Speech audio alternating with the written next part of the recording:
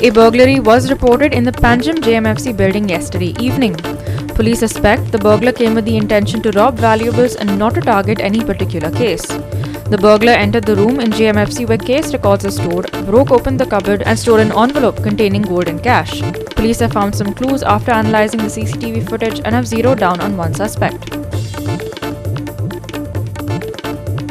Finance Minister Nirmala Sitharaman laid out the budget for 2023-24. This is the last budget session for Modi's administration before going in for elections next year.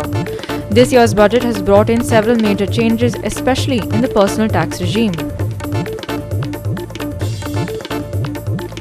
The PWD is infamous for its unplanned works throughout the state. The simple fact that retarring a road would increase its height seems too much for some PWD engineers and contractors to comprehend.